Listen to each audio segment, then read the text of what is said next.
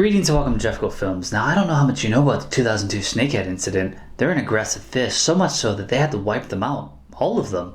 And then we got movies inspired about them with genetically altered fish. I'm telling you, it's based on a true story then, I guess. Well, let's review Frankenfish.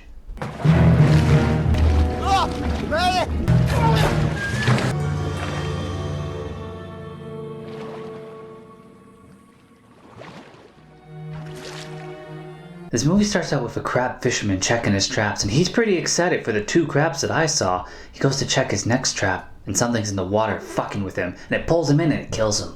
Next we jump to some cops looking at the body of a young lady, probably a homicide, and we meet Sam Rivers, a medical examiner, and he's being sent out to look at this body that was chewed up from the swamp. A long drive later he gets there and sees that the bites aren't from an alligator, and the body fits in a box, like what's left of him. These don't look like any gator bites I've ever seen before. They're not. Alligator teeth are too short and blunt to cause this kind of damage. The next day he goes to check out the site of the attack, where he meets Mary Callahan, a biologist from the Department of Wildlife and Fisheries, played by the lovely China Chow. I remember her from the big hit with Mark Wahlberg. Why did she stop acting shortly after this? I see she's currently dating Billy Idol. Well, good for Billy. Mary points out that he has a gun. Mary thinks maybe a bull shark could have done it, and they find a dead half-eaten gator before they run into Elmer, who goes from friendly to unfriendly to sneaky friendly. Is it biting you? Hell yeah! Some strange fella stick his hand in your hole, wouldn't you bite him? We're looking for where John Crankton lived. What y'all want with old John? John's dead. Elmer's gonna introduce them to some folks, a little houseboat community. Sam talks to the locals, but they seem a little apprehensive, and we meet Eliza and her mother Gloria. Gloria talks about a curse on these waters. It all happened after a hurricane and a strange boat crashed. Something was released. Elmer takes him to that boat. They look over that boat. They start switching some switches on, and it activates a beacon. And then Sam goes into the hold to check that out. He could really use the light, but he still finds a dead body and a large scale, and Elmer gets knocked in. I'm sorry, Elmer. Everything's gonna be fine. Come on, Elmer.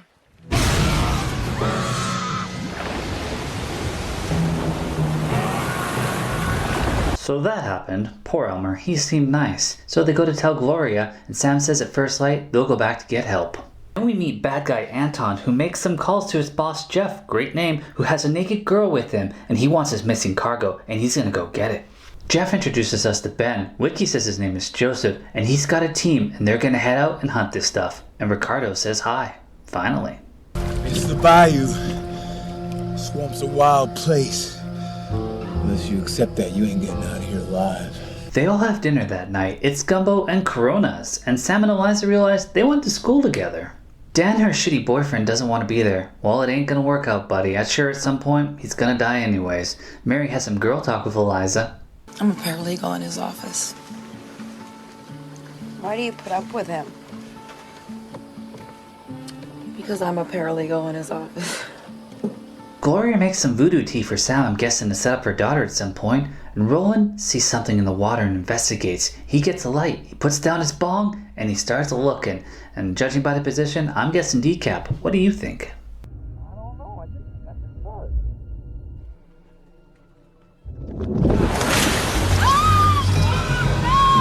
Bobbi, Roland's girl, is freaked out, and she jumps in her boat and tries to get to Gloria's. But her boat is flipped. Roland gets a shot at it, and so does Sam, and Gloria almost makes it. Almost.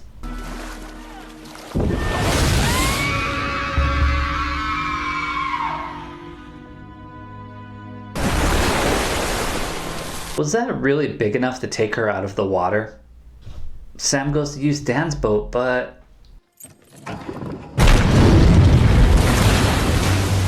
Hey, it knocked over our boat. Let's try the other boat. Oh, same result.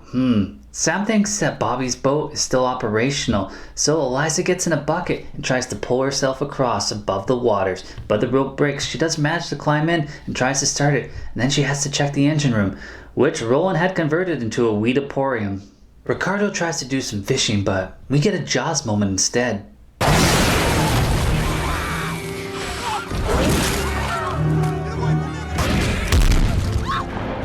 Ricardo eats the heart and celebrates. That's basically calling for another fish to eat him.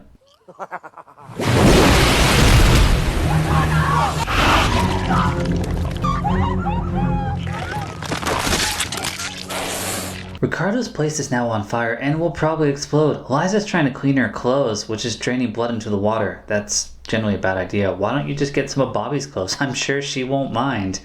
And then Mary looks a little too closely at Ricardo's home, and now I'm sad. I know how we can get out of here. All we have to do is get over to Ricardo's.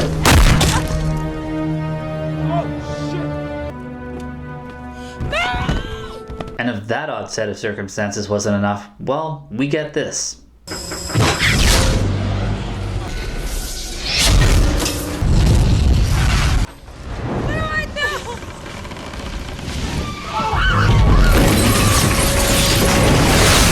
Sam jumps in the water to save her because I'm sure she's still alive. Gloria cuts herself to draw the fish towards her, and they climb a ladder, but Gloria's a slow climber.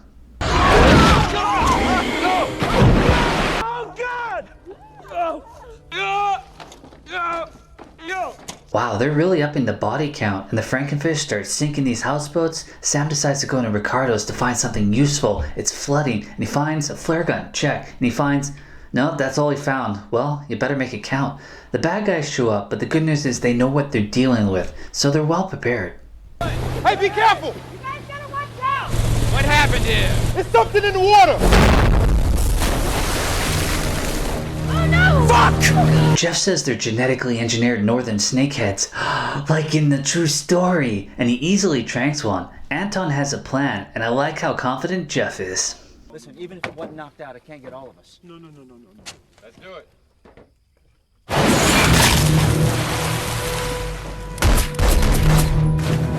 They get the boat going and race it. Dan falls out in oddly shallow waters, and Sam has to enact his own plan.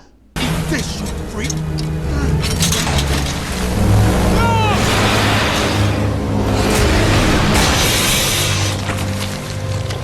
Wow, that wasn't actually that hard. They swim back to check on Dan, who's still alive, but assholes usually aren't allowed to survive these kind of movies, so...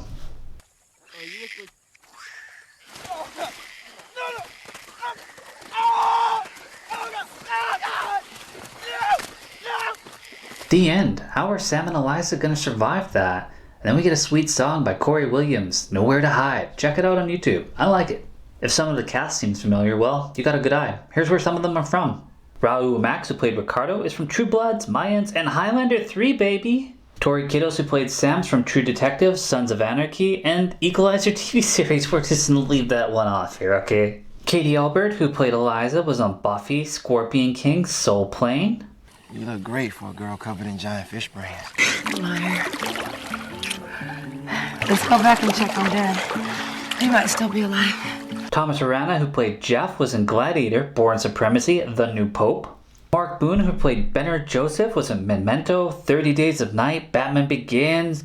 Reggie Lee, who played Anton, was in Pirates of the Caribbean, Dark Knight Rises, and the television series Grimm. Richard Edson, who played Roland, was in Strange Days, and more importantly, Super Mario Brothers. Muse Watson, who played Elmer, was in NCIS, Prison Break, and I Know What You Did Last Summer. In the end, we got genetically altered snakehead fish, which we've already established are aggressive in real life, attacking these people and killing them in the Bayou Swamp. What's not to like? I remember this being like a B movie that I rented at a video store, and it wasn't that bad. And when I rewatched it, still not that bad. It's worth a watch. It's these kind of B movies. This is actually pretty good. So check it out. As always, thanks for watching.